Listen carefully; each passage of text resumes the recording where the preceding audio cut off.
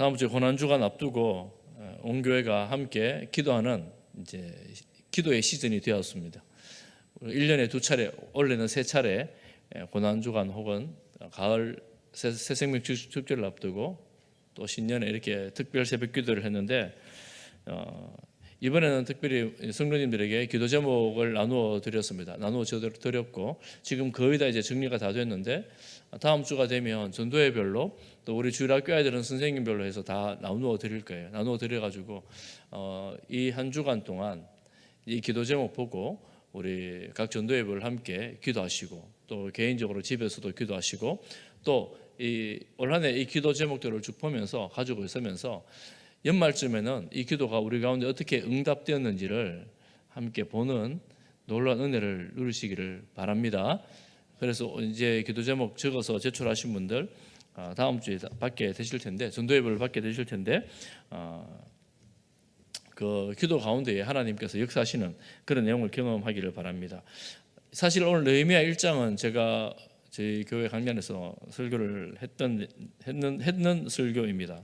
아마 2번 했던 것 같은데 느헤미야 1장이 느헤미야 전체가 뭐 그렇다고 볼 수가 있죠.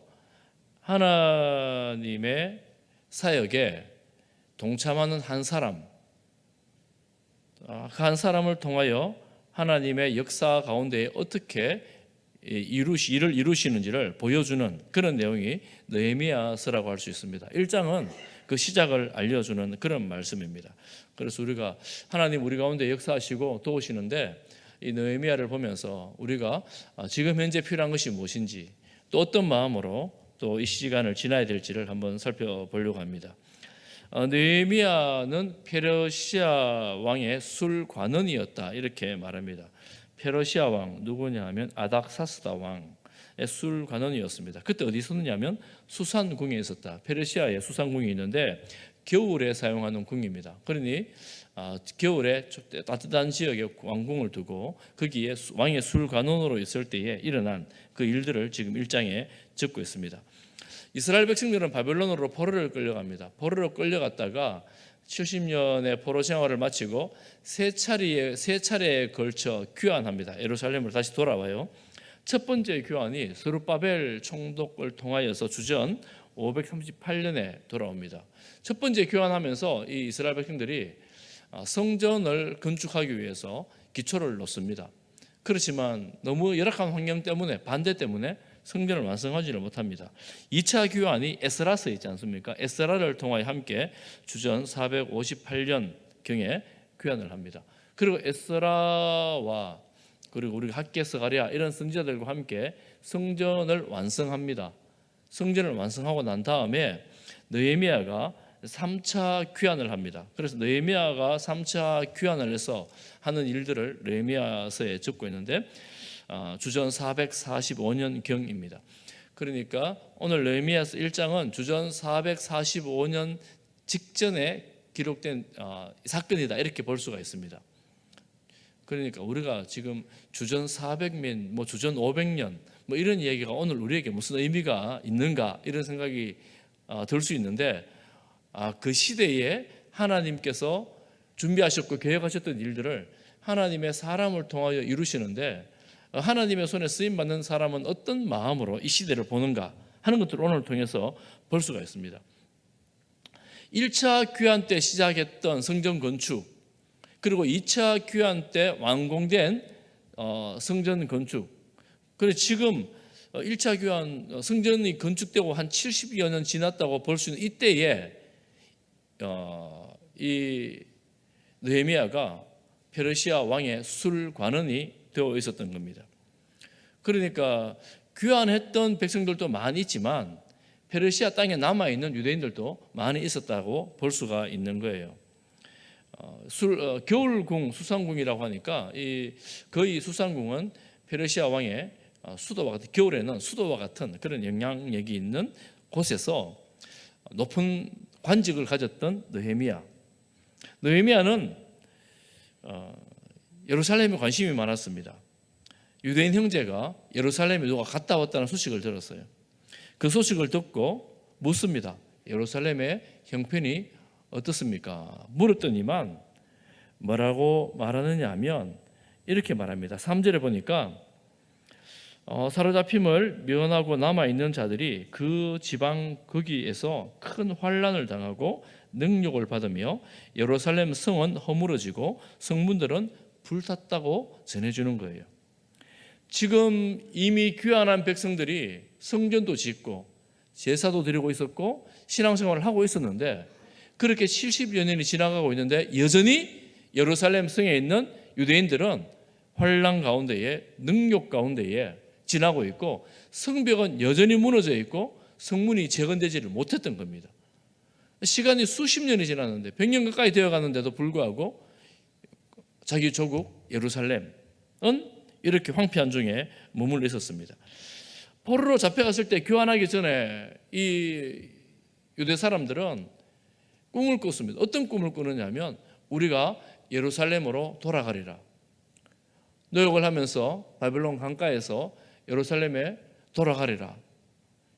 노역을 시키는 바벨론의 사람들이 채찍을 들고 너 이스라엘 노래 한번 불러봐봐. 조롱을 비웃음을 받으면서 슬피 울면서 이스라엘의 노래를 불렀던 그들이 꿈을 꾸었죠. 우리는 반드시 예루살렘으로 돌아가리라. 그런데 돌아가면 어떤 삶을 살까? 돌아가면 과거의 그 예루살렘의 영광, 제사의 영광, 하나님을 섬겼던 그 영광을 회복할 것이다. 이런 꿈을 꾸었었는데 두 차례나 걸쳐 돌아왔지만 여전히 환난 가운데에 능력 가운데에 황폐한 가운데에 머물러 있었던 거예요. 이 소식을 들었던 느헤미야는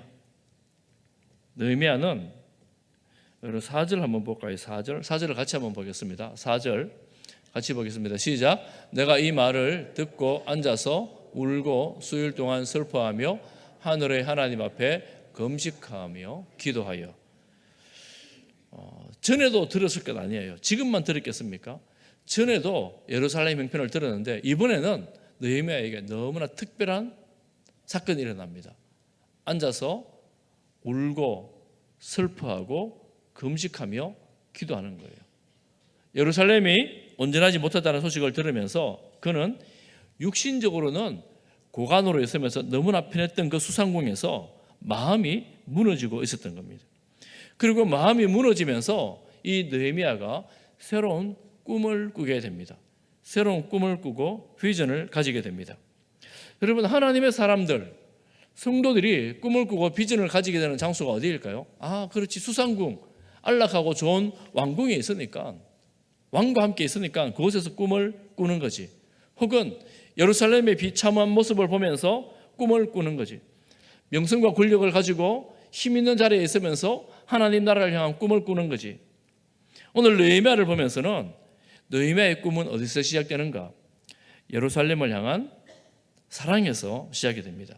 하나님과 하나님의 백성들의 비참한 모습을 들으면서 사랑하는 마음이 불붙듯 일어났고 또한 그 마음으로 금식하며 기도하게 되는 것입니다. 여러분, 하나님의 사람의 특징이 한 가지가 있습니다. 오늘 여러 가지가 있는데 하나님의 사람의 특징 중에 한 가지는 뭐냐 하면 관심입니다. 관심. 보통 사람들은 자기 자신과 자기의 편안함과 안락함에 관심을 가지고 있습니다. 내가 어떻게 하면 좀 더 편할까? 어떻게 하면 좀 더 좋은 환경, 편안 안락한 삶을 추구하고 살아갈까? 내가 무엇을 하면 더 좋은, 좋고 맛있는 것을 먹을까?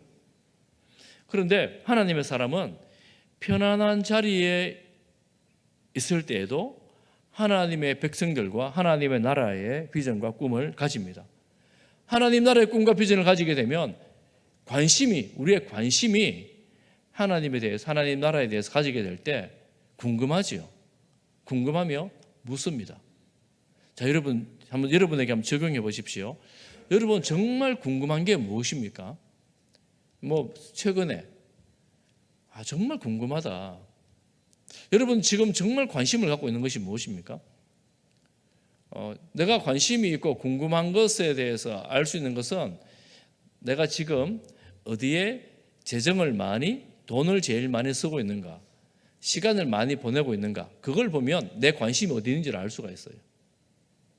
지금 여러분 어디에 시간과 돈을 투자하고 있습니까? 느헤미야는 몸은 편한 수산 궁에 있었지만 술관원입니다. 술관원은 왕의 생명과 직결된, 자기의 생명과 직결되어 위험한 자리이긴 하지만 최고위직의 관직입니다. 그런데 그가 금식을 한대요. 술관원이 금식한다는 것은 자기의 직무를 제대로 감당하지 못하는 자리에 이르게 되는 것입니다. 그럼 위험한 지경에 이르게 됩니다. 2장에 넘어가면 왕이 보고 네 수심이 왜 있느냐 이렇게 따져 묻습니다. 굉장히 위험한 자리에 있는데 금식을 합니다.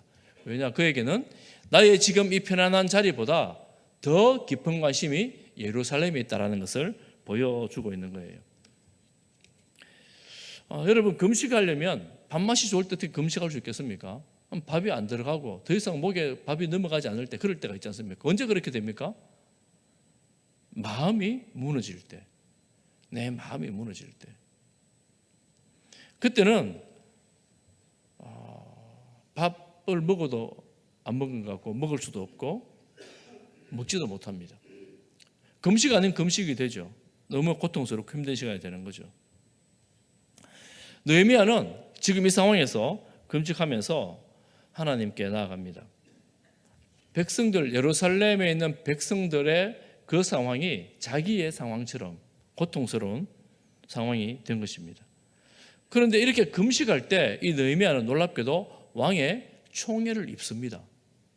오히려 왕으로부터 미움을 당하고 네가 지금 일을 제대로 못하고 있다고 벌을 받아야 될 상황인데 이 금식으로 기도하면서 왕의 총애를 입어 길이 열리게 되는 것을 볼 수가 있습니다. 오늘 본문에 나오는 느헤미야의 기도를 보면 우리가 이제 느헤미야의 기도를 보면서 우리가 좀 기도도 함께 했으면 좋겠다 이런 마음으로 기도했으면 좋겠다 이런 생각을 하는데 느헤미야의 기도를 보면 오늘 본문에도 그렇게 나오죠. 울고 슬퍼하며 금식하며 기도합니다. 울고 슬퍼해요. 감정적인 거죠. 금식합니다. 내가 의지적 결단입니다. 감정과 의지적 결단으로 기도를 합니다.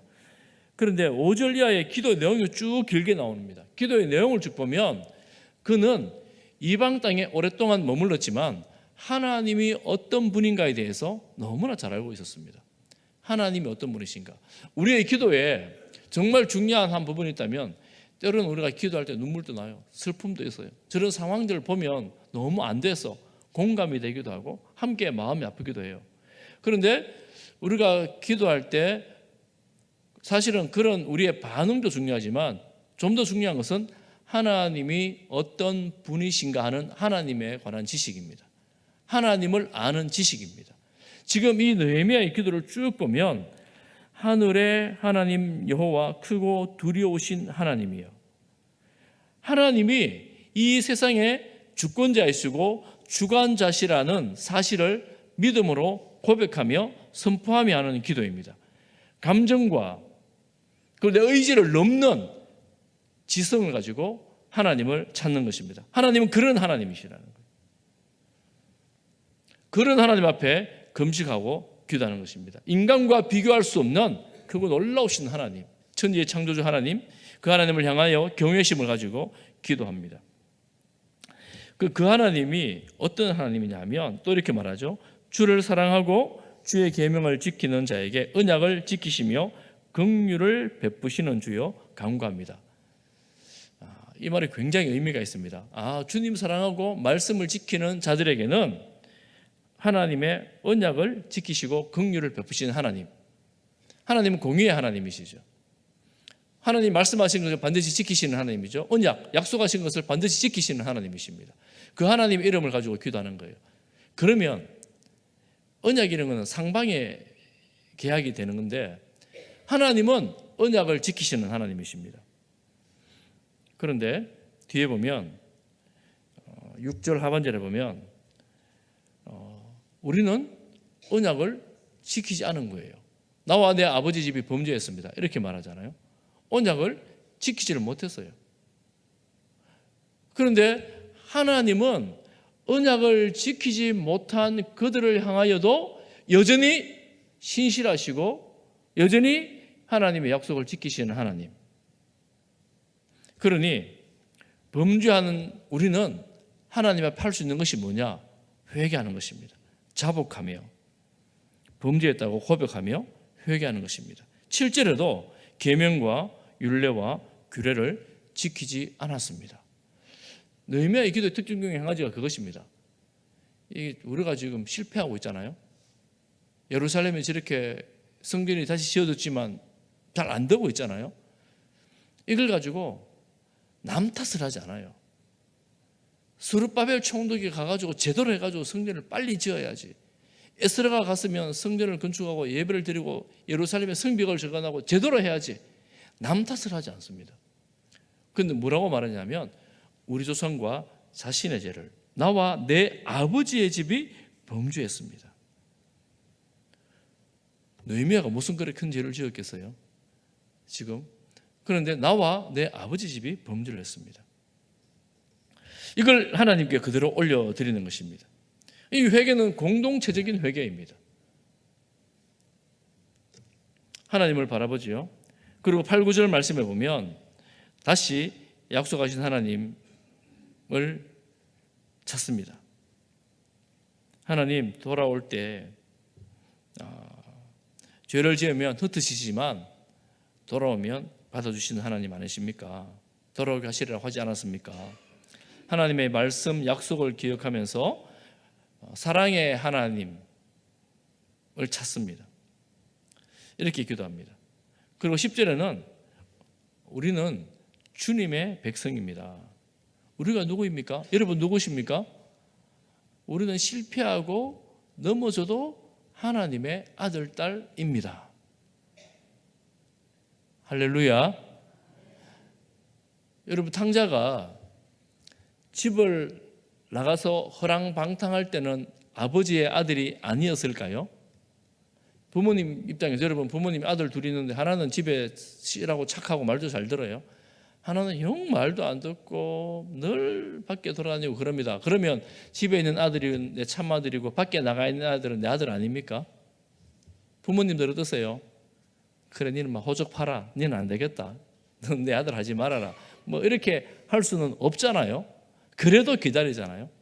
우리 하나님 아버지신데 우리는 실패하고 넘어져도 바벨론의 포로로 잡혀가도 여전히 환난 가운데에서도 하나님의 아들입니다. 지금 느헤미야는 그렇게 말하고 있는 거예요. 우리는 하나님의 아들입니다. 하나님의 아들입니다.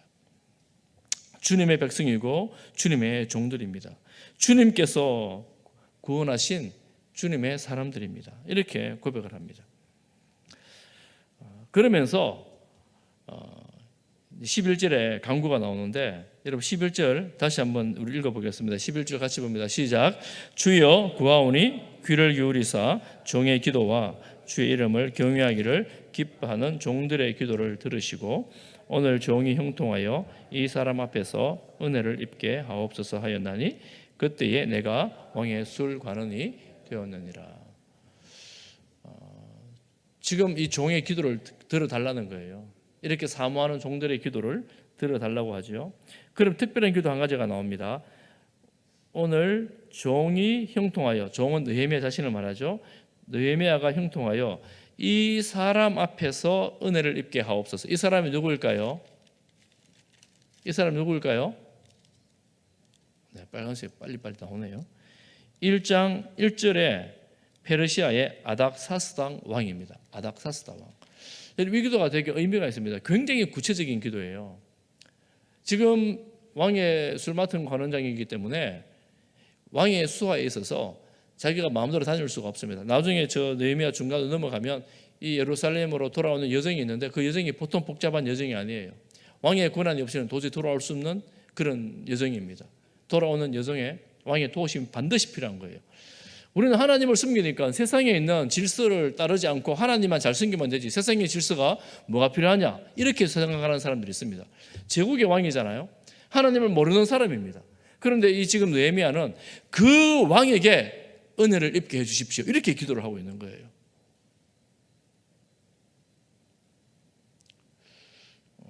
어떻게 제가 좀 구체적으로 좀 적용해서 이렇게 할까요? 안 믿는 집안에서 여러분, 만약에 여러분 여자 성도님들 안 믿는 집에, 불교 집안에 시집을 갔어요. 시댁에는 아무도 안 믿어요. 다 불교예요. 그러면 내가 주일날 예배당에 나가고 예배를 드리려고 그러고 남편을 전도하려고 그러면 누구에게 은혜를 입어야 돼요? 시댁이 막 강력하게 반대해가지고 너 못 간다, 우리 집에서 결혼 못한다 이러고 하면 얼마나 힘들고 뭐겠어요. 우리 기도 가운데 하나님 우리 시아버지에게 은혜를 좀 베풀어 주십시오, 뭐 이런 기도. 우리가 질서를, 세상의 질서를 우리는 무시하지 않습니다. 예수 믿는 사람들은 하나님 질서의 하나님이시죠. 그런데 질서 가운데 그 질서를 통하여 일하십니다. 그러니 그 왕에게 은혜를 입게 해 주십시오. 이렇게 기도하는 2장에 가면 왕에게 은혜를 입어요. 하나님은 그 기도를 들으십니다. 들으시고 그 왕의 허락을 받습니다. 허락뿐만 아니라 넘치도록 받습니다. 네가 거기까지 필요한 모든 것을 그 왕이 다 제공을 해줍니다. 그러니까 예루살렘 총독의 권한을 가지고 느헤미야가 예루살렘으로 돌아오게 됩니다. 하나님께서 그렇게 그를 인도해 주시는 것이죠. 그 우리가 기도를 할 때 때로는 정말 구체적인 기도, 세상에 저 사람 하나님 안 믿는 사람이고 저 사람이 악할지라도 그를 통하여 일하실 일이 있다면 하나님 그에게도 은혜를 베풀어 주옵소서. 여러분 세상에 그런 일이 너무 많아요. 여러분 주변에 가족들 중에서도 믿지 않는 사람들이 있죠. 혹시 여러분 자녀들 중에서도 안 믿지만 또 그 아이들이 부모님을 볼 때 긍휼한 마음으로 바라줘야 될 부분들이 있잖아요. 여러분 직장에 나가보십시오. 안 믿는 상사들 많잖아요. 그런 가운데에 하나님 저들에게 통하여 은혜를 입게 하여 주옵소서. 이렇게 하나님께 기도할 때 느헤미야는 그대로 이제 기도의 응답을 받게 됩니다. 환경은 불가능해 보이지만 환경보다 크고 넓게 일하시는 하나님, 환경을 완전히 주관하시는 하나님 앞에 기도할 때에 믿고 기도하는 거예요. 믿고. 이 환경은 나는 지금 불가능한 상황인데 이 환경을 주관하시는 분은 하나님이시다. 여러분 믿으십니까? 가끔 우리가 신앙생활 할 때 이거는 이성적으로 합리적으로 생각했을 때 도저히 안 되는 일들이 있습니다. 이게 정말 불가능한 일이야, 어려운 일이야, 이런 일들이 있습니다. 그런데 이 환경을 주관하시는 분이 하나님이라는 사실을 믿음으로 믿고 기도하는 것이지요. 그 하나님의 백성의 형통을 바라는 거예요. 그리고 우리의 기도의 우선순위가 계속해서 우리 마태복음 하면서 계속 배우는 것이 뭐냐 하면, 주님 계속 하시는 말씀이 뭐냐 하면, 우리의 기도의 우선순위가 주님께서 가르치신 기도에 하나님의 이름의 영광과 하나님 나라와 하나님의 뜻이 이루어지기를, 우선순위에 대해서. 여러분 그러니까 우리의 일상의 삶에서, 하나님의 직장에서, 사람들과 관계 속에서, 우리 가정에서 하나님의 그 공의와 하나님의 정의, 하나님의 사랑이 정말 이루어지기를 원합니다. 누구를 통해서요? 하나님의 사람인 저를 통하여, 우리를 통하여 하나님의 뜻이 우리 가정 가운데에, 우리 직장 가운데에 이루어지기를 소망합니다. 놀라운 기도 아닙니까? 나는 부하 직원이고 나는 힘도 없고 권한도 별로 없어요. 그렇지만 그렇게 기도할 때에 하나님의 놀라운 은혜가 임하여지는 거죠. 하나님의 뜻이 우리를 통하여 이루어지게 되는 것이죠. 이 과정 속에 뭐가 있습니까? 하나님을 바라보는 소망이 있고 회개가 있고 또 간절한 금식 결단이 있는 것입니다. 우리를 하나님께 사용하시려고 그때 그 자리에 두시는 거예요. 그런 사람들을 통하여 일하시는 거죠. 우리의 관심이 내가 어떻게 하면 조금 더 잘 살고, 내가 어떻게 하면 좀 더 편해지고, 내가 어떻게 하면 우리 집안을 좀 더 넉넉해지고, 이 관심에서 조금 더 크게 가는 거예요. 여러분 마음을 크게 하십시오. 눈을 넓게 하십시오.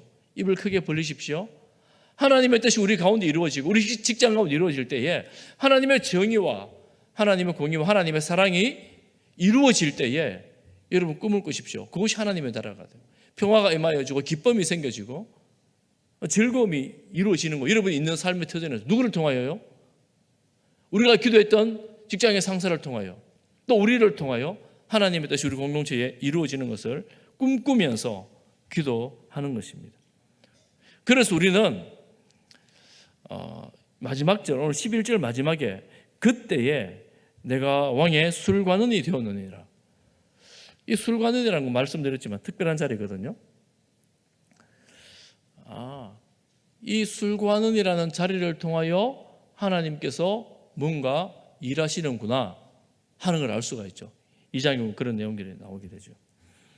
하나님께서 우리에게 주신 재능과 은사와 그리고 기질, 때로는 기절, 성격까지, 또 능력, 내가 있는 그 자리, 그 모든 것들을 통하여 하나님은 일하십니다. 그리고 지금 내가 가진 혹은 재정, 혹은 내가 가진 위치, 내가 가진 어떤 자리들, 이 자리가 나의 안락과 나의 편안함만을 위한 것이 아니라 하나님의 나라와 하나님의 뜻을 위한 자리가 된다면 우리는, 예수 믿는 우리는 그곳에서 하나님 나라를 이루는 키맨이 되는 것입니다. 저는 우리 성도님들이 그런 삶을 살아갈 수 있기를 축복합니다. 직장 다니면서 되게 힘들고 지치고 어렵잖아요. 힘들잖아요. 하루하루 삶이 고달프잖아요. 근데 한 몸 살기도 힘든데, 저도 옛날에 그런 말 많이 했어요. 내 코가 석잔데 재주도 별로 없고 실력도 별로 없고 인정도 별로 못 받고 뭐 이런데 무슨 내가 하나님 나라를 꿈꾸고 하나님 일을 감당할 수 있단 말인가. 이 시각을 바꾸어서 나의 능력과 나의 재능이 갇히지 않는 거예요. 갇히지 않는 겁니다. 그럼 뭐예요? 하나님의 능력과 하나님의 얼굴을 구하면서 내가 꿈꾸는 것, 내가 정말 바라는 것이 하나님께서 기뻐하시고 영광 받으시는 일, 그것을 구하는 것입니다. 그렇게 구할 때에 우리의 환경이나 형편들이 참 열악하고 힘든데도 불구하고 가게 되는 겁니다. 느헤미야는 어느 정도인가 하면, 여러분, 수상궁이 편하겠습니까? 예루살렘 무너진 성읍에 가서 일하는 게 더 편하겠습니까? 뭐가 더 편하겠어요? 왕궁에 있는 게 훨씬 더 편하죠. 먹고 자고 입고 누리는 게 왕궁이 훨씬 더 편하지 않겠어요? 그런데 저 퇴락하여 성문도 불탔고 성벽도 제대로 없고 사람들도 환란 가운데 살아가는 그 시골 동네, 이 페르시아 왕국에 비하면 예루살렘은 시골 동네거든요. 저 시골 동네에 가서 총리로 있는 거, 총독 하는 거, 그것도 여러분 나중에 보면 자기 재산을 전부 다 갖다 부어요. 성벽을 재건하는데. 그렇게 완전히 헌신해야 되고 완전히 수고해야 되는 자리에 하나님 저를 보내주십시오, 이렇게 하는 거예요. 아니 그 소홀을, 그 고생을 왜 그래 사서 하려고 그러노? 왜 그러겠어요? 하나님께서 기뻐하시는 일이고 하나님의 영광이 있어야 돼요. 그게 하나님의 백성들이 환난을 당하고 능욕을 당하는 현상을 보면서 내가 정말 불붙는 심령으로 슬퍼하고 아파하며 그 영혼이 살아나기를, 그 영혼들이 하나님 앞에서 깨어나기를 바라면서 생명의 역사가 그곳에 일어나기를 바라면서 주님 저를 그곳에 보내주십시오. 내가 수고하고 고생하고 애쓸지라도 하나님의 관심, 하나님의 사랑이 있는 그곳에 제가 가기를 원합니다. 하나님의 백성, 하나님의 공동체에 대한 관심, 사랑입니다. 역시 오늘 우리가 이 말씀을 보면서 붙잡아야 될 내용입니다. 사랑하는 성도 여러분, 여러분의 관심과 여러분의 사랑이 하나님 나라이기를 축복합니다. 아멘 소리가 좀 작아요. 여러분 정말 우리의 사랑과 관심이 하나님의 나라이기를 축복합니다. 하나님께서 이루실 일을 기대하시기를 바랍니다. 사실 우리는 참 약하잖아요. 저도 약하고 우리 모두가 약합니다. 그런데 우리 마음에 이런 게 있었으면 좋겠어요. 하나님의 교회가 혹은 성도 중에 누군가가 너무 고통스럽고 너무 힘들고 아파하고 이런 힘든 중에 있다고 이런 소식을 들을 때 우리의 마음이 함께 아프기를 바랍니다. 이게 근데 감정을 내 마음대로 조정할 수가 없잖아요. 누가 아프다 그러면 아이고 내가 그럴 줄 알았다, 전에 그러더니만 당연히 아프지, 이런 마음이 얼마나 슬픈 마음입니까? 우리 가족 중에 누가 아프다 그러면 마음이 걱정이 되고 또 아픈 것 때문에 기도해야 되고 또 어떤 일을 하다가 안 됐다 그러면 정말 주님 저 형제의 그 일에 하나님께서 도와주시기를 간절히 기도하게 되고 함께 눈물을 흘려야 되고, 우리가 슬퍼할 일에 함께 슬퍼하고 기뻐할 일에 함께 기뻐할 수 있다면 이 성도의 마음이고 가족들의 마음인 거죠. 우리 교회가 그런 교회가 되기를 바랍니다. 그러니 우리가 형제 이야기를 듣고 공동체 상황을 보면서도 너무 무감각해서 아무런 느낌도 없고 생각도 없다면 하나님 이 완고한 마음을 불쌍히 여겨 주십시오. 불쌍히 여겨 주십시오. 그래서 이것 때문에 내가 할 수 있는 것 지금 아무것도 없지만 아파하며 기도하는 거죠. 한 걸음 더 나아가서 금식하며 기도하는 것이죠. 그 사람이 바로 느헤미야입니다. 금식하며 기도할 뿐만 아니라 나의 편안함보다 하나님 나라의 영광을 생각하면서 그 나라를 향하여 달려가는 것입니다. 여러분, 말씀을 묵상하는데 이런 생각이 들었어요. 느헤미야의 이 간절한, 예루살렘을 향하는 간절한 마음이 주님의 마음이구나, 이런 생각이 문득 들었습니다. 주님을 예수님 몰라서 죽어가는 영혼들, 심령들, 그 영혼들을 아파하며 하나님은 독생자를 보내시잖아요. 예수님은 이 영혼들을 구원하시기 위해 당신의 생명을 주시잖아요. 전부를 다 주시잖아요. 이 죄 때문에 죄가 뭔지도 모르고 엉망으로 살아가면서도 내가 제일 잘 사는 것이냐, 또 실패하고 고통 중에 있으면서도 하나님을 모르고 살아가는 그 인생들을 보면서 주님 몰라서 죽어가는 저 불쌍한 영혼들을 하나님 구원해야 되지 않겠습니까? 예수님 그렇게 순종해서 오시잖아요. 이게 주님 마음 아니겠어요? 그러니 우리가 그 주님 마음, 주님을 몰라 고통하고 주님을 떠나 아파하는 그들을 향해서 여전히 우리의 마음이 주님 마음처럼 아프고, 또 주님이 자신을 주신 것처럼 우리도 그들을 향해서 손을 내밀어 나의 것을 나눠주면서 함께 간절히 기도할 수 있다면 그것이 우리의 성도가 가야 될 길이라고 믿습니다. 여러분, 한 가지 적용은요, 이겁니다. 느헤미야가 적국 페르시아 왕국에서 술관원이 되기까지가 쉬운 길이었겠습니까? 거의 너무나 불가능하고 어려운 일 아니겠어요? 대제국, 적국의 그 나라에서 이 식민지 나라의 사람이 왕의 생명과 직결되는 술 맡은 관원이 되는 것은 성실하든지 정직하든지 정말 믿을 수 있는 직장 생활 아니었으면 불가능한 일이었습니다. 그런데 그는 왕궁의 고위직까지 오르면서 신실함으로, 성실함으로, 정직함으로 그 자리까지 오른 것 아니겠습니까? 그래서 우리가 생각할 수 있어요. 다니엘 역시도 바벨론에 고위직에 오르잖아요. 2인자가 되잖아요. 하나님의 특별한 은혜가 있었습니다. 하나님 특별한 도움이 있었어요. 그것뿐만 아니라 그 자신이 그 적국의 나라에서도 성실함으로, 신실함으로 자기의 맡은 바 일들을 감당해내는 충성심이 있었습니다. 그래서 여러분, 하나님의 사람들은 어디에 있든지 우리가 맡은 자리에서 최선을 다하며 충성을 다하는 사람들입니다. 장깨를 부리고 피해가는 사람들이 아니라 성실함으로 최선을 다하는 사람들입니다. 그렇다고 해서 느헤미야나 다니엘이 우상을 섬기지 않습니다.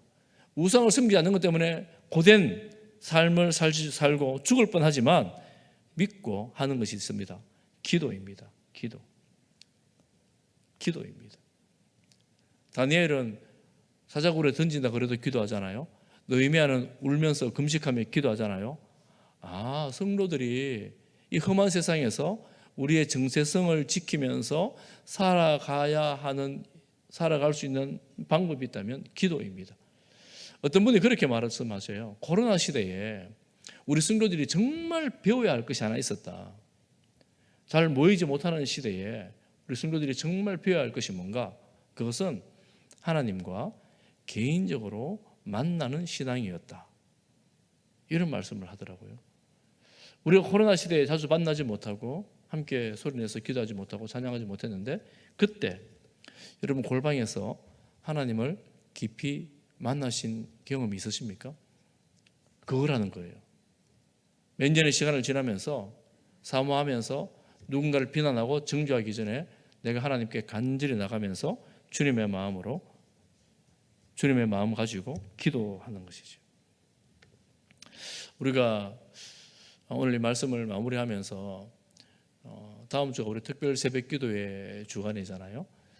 하나님 나라와 하나님의 의, 그리고 하나님의 뜻을 구하면서 우리가 눈을 좀 크게 뜨고 넓게 떠서 하나님을 사모하는 마음으로 간절히 기도하는 그런 주간 되기를 바랍니다. 그리고 여러분 이제 기도 제목들을 다 이렇게 받게 될 텐데, 전도회를 통해서 알게 될 텐데, 그 기도 제목들을 가지고 여러분 나를 위한 기도일 뿐만 아니라 공동체를 위한 기도, 형제를 위한 기도, 또 자매들을 위한 기도로 하나님께 간절함으로 눈물로 올려드리는 그런 시간이 되기를 바랍니다. 하나님께서 우리 기도 가운데 역사하시고 우리 기도 응답을 통하여 우리 교회를 통하여 하나님께서 우리와 함께 하신 것들을 보여주실 줄을 믿습니다. 꿈을 꿔야 돼요. 하나님 우리와 함께 하시고 정말 하나님의 그 꿈이 마음이 우리 교회를 통하여 이 세상에 선포되어지고 나아가기를 꿈을 꾸는 시간 되기를 바랍니다. 다음 주에 이제 여러분 새벽기도 다 나오실 텐데 이렇게 생각하고 나오세요. 나는 수산궁의 궁궐의 침대에 있을 것인가? 예배당에 불편한 예배당에 있을 것인가? 그 새벽에 여러분 좀 더 불편할지라도 새벽에 깨어나서 함께 기도하는 우리 성도들 되시기를 축복합니다.